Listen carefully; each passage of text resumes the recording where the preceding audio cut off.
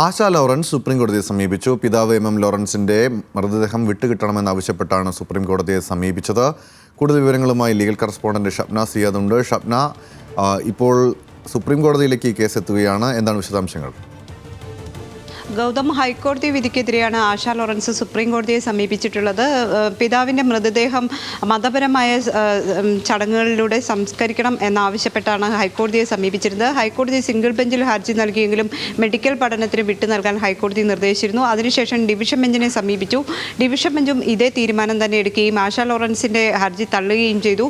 ഇതിനെതിരെയാണ് ഇപ്പോൾ സുപ്രീം കോടതിയെ സമീപിച്ചിട്ടുള്ളത്. സുപ്രീം കോടതിയിൽ ആശാ ലോറൻസ് വ്യക്തമാക്കിയിട്ടുള്ള പ്രധാനപ്പെട്ട കാര്യം ഇതൊരു രാഷ്ട്രീയ തീരുമാനമായി പിതാവിൻ്റെ മൃതദേഹം ഇത്തരത്തിൽ മെഡിക്കൽ പഠനത്തിനായി വിട്ടു നൽകുക എന്നത് മക്കൾ എന്ന രീതിയിൽ തങ്ങളുടെ അവകാശങ്ങൾ പാലിക്കാതെ അല്ലെങ്കിൽ അത് കണക്കാക്കാതെയാണ് ഇത്തരം ഒരു തീരുമാനമെടുത്തത്.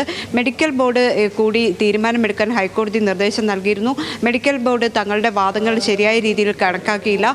പിതാവ് ജീവിച്ചിരിക്കുമ്പോൾ മതപരമായ നിരവധി ചടങ്ങുകൾ പങ്കെടുക്കുകയും മതപരമായ ആചാരങ്ങളിൽ പിന്തുടർന്ന് പല ചടങ്ങുകൾ മാമോദീസ കല്യാണം അടക്കമുള്ള ചടങ്ങുകളിൽ പങ്കെടുത്ത ആളാണ്. തന്നെയുമല്ല മാർഗനിർദ്ദേശങ്ങൾ അല്ലെങ്കിൽ നിയമത്തിൽ പറയുന്ന അനാട്ടമി ആക്റ്റിൽ പറയുന്ന കാര്യങ്ങൾ പാലിക്കാതെയാണ് മെഡിക്കൽ ബോർഡ് ഇത്തരം ഒരു തീരുമാനത്തിലേക്ക് എത്തിയത്. അതുകൊണ്ട് പിതാവിൻ്റെ മൃതദേഹം വിട്ടു നൽകണം എന്നൊരാവശ്യമാണ് ആശാ ലോറൻസ് സുപ്രീം കോടതിയിൽ ഉന്നയിച്ചിട്ടുള്ളത്.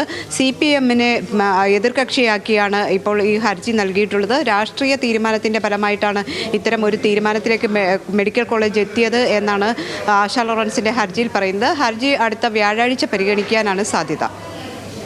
ശരി, ഷബ്നയാണ് വിവരങ്ങൾ നൽകിയത്.